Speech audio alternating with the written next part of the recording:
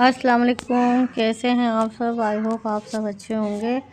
और ये रात का टाइम था और रात में ही अम्मी ने उबाले थे छोले। तो अम्मी ने काफ़ी सारे छोले उबाल कर रखे थे फ्रिज में, क्योंकि टाइम होता नहीं है और जब छोले बनाने होते हैं तो भिगाना जो है ना याद नहीं रहता, और सुबह में कहते हैं कि आज छोले बना लें। तो इसीलिए अम्मी ने पहले ही छोले उबाल कर रख दिए हैं, ताकि जब भी आ जाएँ चना चाट कुछ भी बनाना हो वो बना लें।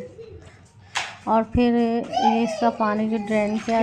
अच्छा, चना चाट जो होती है, जो चना चाट में ये मुझे ज़्यादा पसंद है। नमक डालकर जो इसको, और चटनी, हरी चटनी ले लें और सब्ज़ी, प्याज, हरी मिर्च, हरा धनिया, और फिर सर्व करें चाट मसाले के साथ। तो यकीन मानिए एकदम ज़बरदस्त चना चाट बनती है।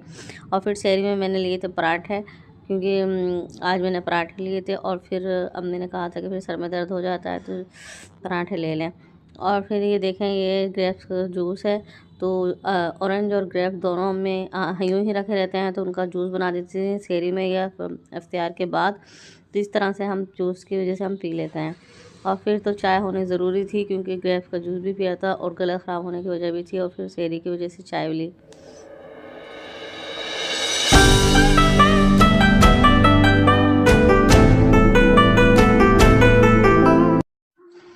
और फिर हो गया था दोपहर का टाइम, तो फिर से लग गए वही अपने काम, रोज़मर्रा के काम जो होते हैं, खाना बनाना और फिर उसे निपटाना, और वही डेली रूटीन जो होती है।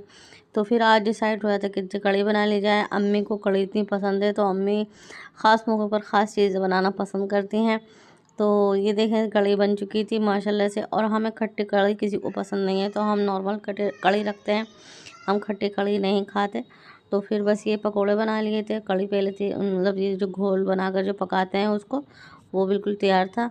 और बस अब गार्निश कर देंगे हरी मिर्च, हरा धनिया से, और लहसुन अदरक के साथ ही। अदरक लहसुन जब बनाया करती है तो अदरक तो उसके साथ पिसता ही है, तो उसमें ही ऐड कर दिया था, तो इसलिए अदरक ऊपर से ऐड नहीं किया।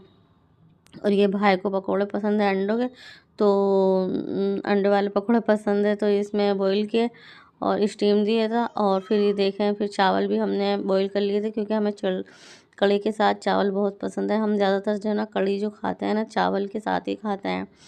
तो यूपी स्टाइल है ये, और यूपी में अगर कढ़ी के साथ चावल न बने तो मज़ा आ ही नहीं सकता। और जी हम यूपी वालों की यही प्रॉब्लम है कि कुछ एक चीज़ के साथ दूसरी चीज़ ज़रूर कुछ ना कुछ चाहिए हो।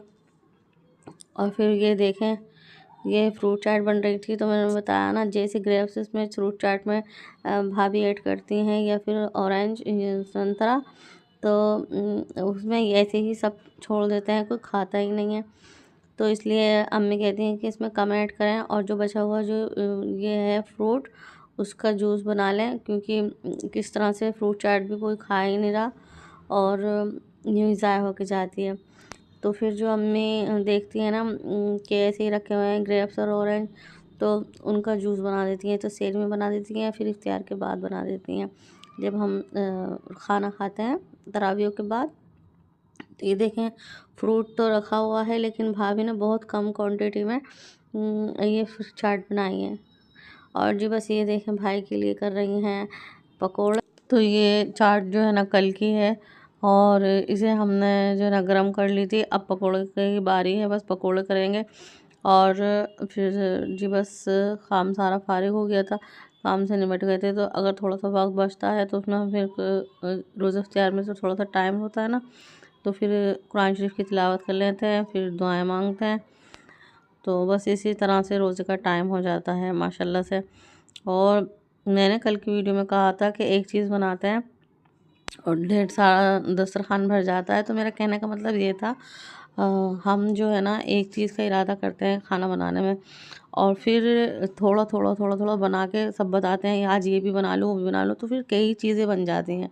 मेरा कहने का मतलब ये था। तो मैंने अपने लफ्ज़ों को सुना तो मैं खुद हैरान रह गई, तो इसलिए मैं क्लियर कर रही हूँ। मेरा कहने का मतलब ये है। और शहरी में भी मैं क्लियर कर देती हूँ कि शहरी में भी हम इतना कोई ख़ास नहीं खाते, तो इसलिए तरावियों के बाद खाना खाते हैं, तो फिर वही शहरी मान लेती हूँ। और फिर शहरी की वजह से थोड़ी सी दूध वूध, आधा कप दूध वूध ले लेते हैं, चाय दूध बस। तो खाना हम तरावियों के बाद ही खाते हैं, तो वही शहरी का चल जाता है। अच्छा जी, फिर चाय बन रही थी, रोज़ा इफ्तियार हो गया था तो फिर चाय बनी, और चाय पीने में इतना मज़ा आता है, इतना टाइम बहुत ही ज़्यादा। और ये चाय इतनी मज़े की लगती है, और यकीन माने बस बहुत ही ज़्यादा। जिस तरह हम इफ्तियार में हर चीज़ मज़े की होती है ना, इसी तरह से रोज़े के बाद, नमाज के बाद ये चाय मज़े की लगती है। तो मेरे ख़्याल में शायद कम ही लोग होंगे जो नापसंद करते होंगे इतने टाइम चाय, और थकान भी दूर हो जाती है। बहुत मज़े का ये वक़्त गुज़रता है, बड़ा खूबसूरत वक़्त है ये। मगरिब के बाद जब फ़ुर्सत से मिल जाती है, थोड़ा-सा रेस्ट करते हैं, तो बड़ा मज़ा आता है। सब मिल-जुल कर बैठ भी जाते हैं और जी चाय भी पीते हैं। और ये जो पूरे दिन जो हम बिज़ी रहते हैं ना, तो इसमें थोड़ी-सी गपशप, मतलब यही पढ़ाई-वढ़ाई वग़ैरह की गपशप होती है, बातें, दूसरी बातें नहीं, घर की बातें। तो बस चलें